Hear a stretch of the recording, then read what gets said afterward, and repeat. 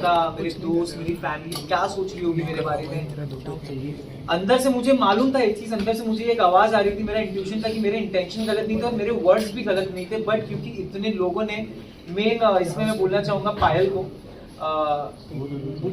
बुद्धिहीन चाल उन्होंने करके गई है। जब आपको कुछ मालूम नहीं है, आप एक बार पढ़ाई करके आप नेशनल टेलीविजन पे कुछ बोल रहे हो तो आप उसके बारे में स्टडी करके आओ, आप देखो कि मैं क्या सही बोल रही हूँ। और क्योंकि मैंने वर्ड निकाला भी था कि मैंने सुंदर बोला था, तो उन्होंने उसको बोली नहीं तुमने ये नहीं बोला था। खैर तो 2-3 दिन में लॉस्ट रहा, लेकिन फिर मुझे एक चीज समझी कि नहीं, मुझे स्ट्रांग होना है मेरे घर वालों के लिए, मुझे गेम पे फोकस करना है। और उसके बाद जब मेरे मम्मी पापा आए तो जी बिल्कुल मेरा बहुत ज़्यादा कॉन्फिडेंस ऊपर हुआ। और मैं सोच लिया अगर मेरे ऑडियंस और मेरे माँ बाप सही समझ रहे तो मुझे घंटा किसी से फर्क नहीं। लेकिन इस पूरे इंसिडेंट में लोकेश ने आपको बैक स्टेप किया है, इसके बावजूद आपकी और लोकेश की दोस्ती जो है वो कायम रही। एंड एक टास्क के दौरान आप दोनों ने ही एक दूसरे की पोल खोली, कहीं ना कहीं मन में एक ग्रज आपके था लोकेश को लेकर जो आप दोस्ती के लिए दबा कर बैठे थे। नहीं, मुझे कभी ग्रज नहीं था जी। ये चीज़ मुझे बुरी ज़रूर लगी थी कि चाहता था मेरा स्टैंड ले हो जगह, और एक चीज़ जो मैंने बोली थी कि अच्छे इन अ गुड वे मैंने बोला, वो चीज़ मैं चाहता था वो क्लियर करे। बट खैर मैं ये भी उसको देता हूँ कि बहुत प्रेशर था वो टाइम पे। और जैसे बोला अभी भी उसने कल मीडिया इंटरव्यू में बोला कि कुछ चीज़ें जैसे 4 घंटे पहले की भी बातें याद नहीं रहती, बिग बॉस घर में हज़ारों बातें होती हैं।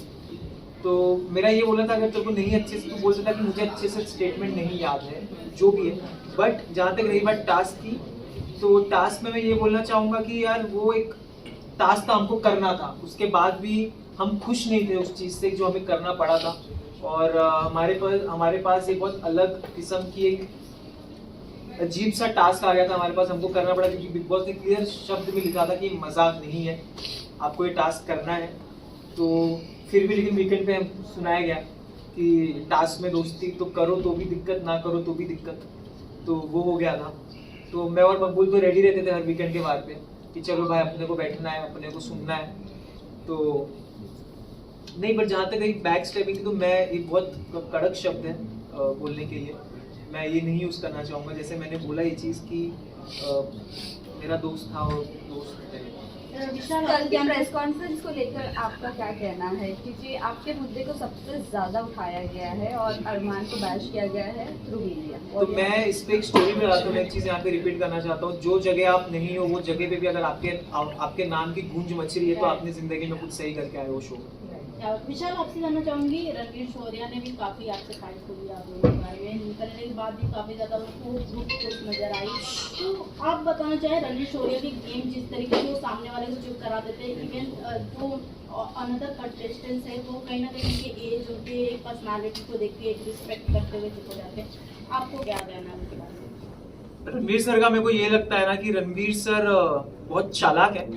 वो सुमड़ी में इधर उधर की बातें करके निकल जाते हैं। हालांकि मैं उनकी बहुत इज्जत करता हूँ जिस हिसाब से वो गेम खेल रहे हैं, जिस हिसाब से उन्होंने टास्क परफॉर्म किया है, जितना ईयर का उनका एक्सपीरियंस है, उनका हार्डवर्क है, वो मैं रिस्पेक्ट करता हूँ। लेकिन आप अगर हम अब छोटों से एक्सपेक्ट करते हो इज्जत, तो क्या आपका ये फर्ज नहीं बनता कि छोटे भी आपके साथ एक नेशनल टेलीविजन पे मेहनत करके आप उनको भी इज्जत दो?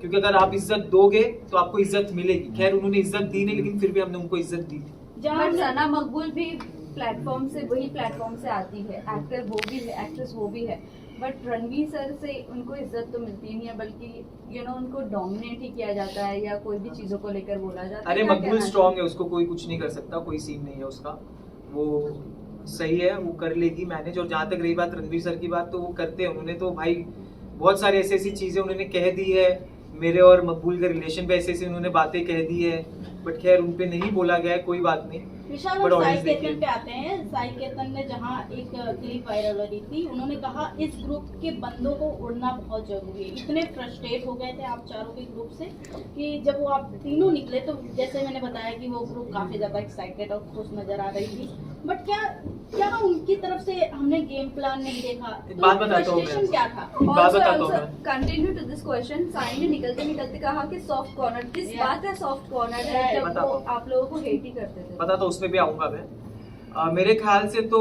आप अगर ये सारी चीजें देखो तो एक चीज से ये समझ सकते हो कि भाई उनकी फट गई थी लिटरली। हम चारों से सब घर वालों की फटती थी कि भाई अगर ये नहीं जा रहे यहाँ से इनको तिगड़म करके निकालना पड़ेगा, क्योंकि अगर इनको तिगड़म करके नहीं निकाले तो ये आखिरी तक नहीं हिलने वाले।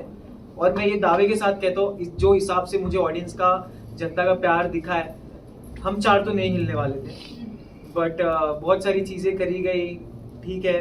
और जहां तक रही बात कि इन 4 को उड़ाना पड़ेगा, सबसे पहली बात भाई तेरे बस की बात है नहीं, तेरे बस की तो बात नहीं, तेरा पॉइंट रखने की, तो 4 को उड़ाने की क्या बात कर रहा है। तो पहली चीज ये, और दूसरी चीज जहां तक रही बात, साई ने अगर ये बात बोली है, जो कि मेरे को नहीं मालूम, बोली है। तो मैं साई को एक बात बोलना चाहता हूँ। साई, आपके लिए मैंने नया नाम निकाला, आप साई केतन या आप साइड केतन है, ठीक है।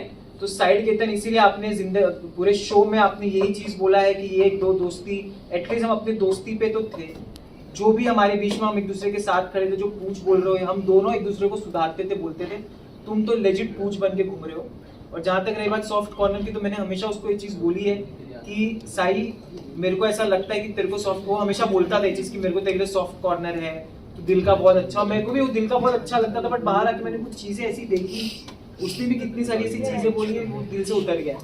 अरमान मलिक ने आपके कैरेक्टर को बहुत ज़्यादा असैसिनेट किया है, उनके बारे में आप क्या कहना चाहोगे? बाहर आने के बाद आपको चीज़ें पता चली होगी आपके फैमिली मेंबर्स से भी, व्हाट यू हैव टू से? वो इंसान का कैरेक्टर, वो इंसान कैसे कैरेक्टर जज कर सकता है जो खुद कैरेक्टर लेस हो, जिसने खुद 2 शादी करके बैठा हुआ है।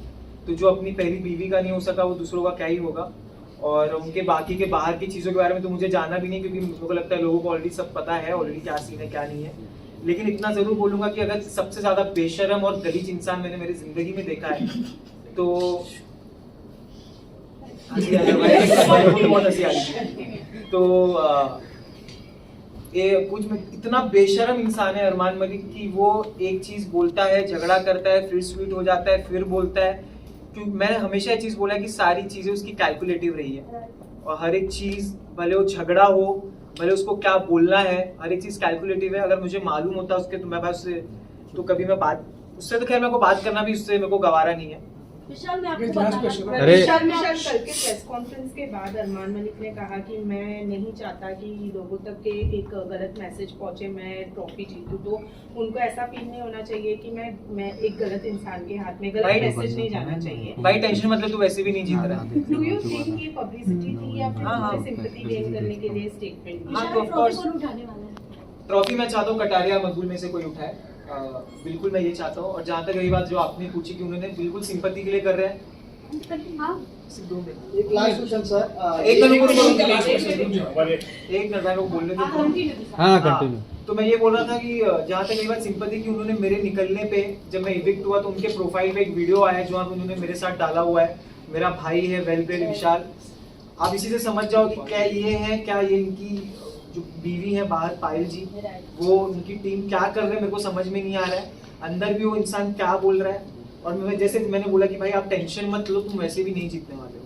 लास्ट में निकलते हुए आप हक करके निकले थे अरमान को, दिल में क्या चल रहा था? विशाल इधर प्यार से हक किया था आप? प्यार से नहीं, खैर उन्होंने मुझे भूल चुक माफ बोला था निकलते टाइम, जब उन्होंने मेरे को हक किया था, तो भूल चुक माफ, ठीक है।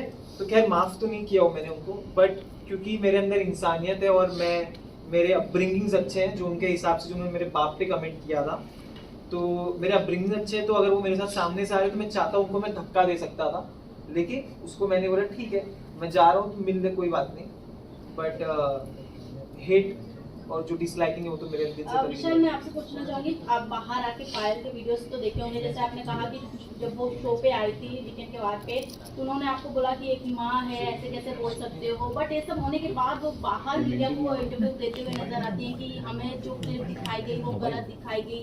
इवन वड़ा पाव वाली की बात करें तो उन्होंने भी बहुत कुछ बोला कि हमें अनकंफर्टेबल होता है विशाल के सामने। हाँ, तो अच्छा अनकंफर्टेबल हो रहा था इसलिए निकल गई ना घर से। बाहर आने के बाद वो चीजें वो लोग इतने मैनिपुलेट से बोल रहे हैं कि हमें जो चीजें दिखाई गई, हमें उस नजरिए से हमने बात किया, बट अभी हम सॉरी बोलते हैं विशाल को, उन्होंने सॉरी भी बोला है, बट और फिर आके बाहर पलट गई ना। राइट। तो अभी पायल का जो डिवोर्स चल रहा है कि मैं डिवोर्स देने वाली हूँ, आपको क्या लगता है फेक ये सब जो हाइप बढ़ाने के लिए हो रहा है? हाइप बढ़ नहीं रही है भाई, घटी रही है। हाइप मुझसे कुछ भी नहीं हो रहा, वो लोग उल्टा और गलत ही साबित हुए जा रहे, जितना कर रहे हो उतना दलदल में फंस रहे। और जहाँ तक रही बात चंडीगढ़ की, अनसेफ हो रहा था इसलिए तुम निकल चुके हो घर से, अभी तुम सेफ घूमो, तुम्हारा कोई दिक्कत नहीं है। विशाल चंडीगढ़ ने आपको सॉरी चंडीगढ़ ने ऐसा कहा है कि उन्हें रिग्रेट फील हो रहा है आपको सॉरी बोला। आपको रिग्रेट होना चाहिए कि आप शो में आए हो, बस उससे ज्यादा कुछ नहीं बोलूंगा मैं, क्योंकि वो बंदी का ना एक मुद्दा था ना एक स्टैंड था, अपने पॉइंट्स पे क्लियर नहीं थी, अपने ना कोई किचन है, पट्टी है, मेरी आंखों पे पट्टी है, ये है वो है, बस उसमें ही लगी थी। और जहाँ तक रही बात, मैंने उनको हमेशा रिस्पेक्ट से ट्रीट किया है। उन्होंने मेरे कैरेक्टर पे काफ़ी सारी चीज़ें बोली जबकि वो इन्वॉल्व भी नहीं थी, फिर भी उन्होंने जब मुझसे माफ़ी मांगी तो उनको मैंने 2 सेकंड में माफ़ कर दिया। और अगर वो बाहर आके वो कर रही तो भाई वो उनके ऊपर है, वो उनका माइंड सेट है। Thank you. Thank you guys.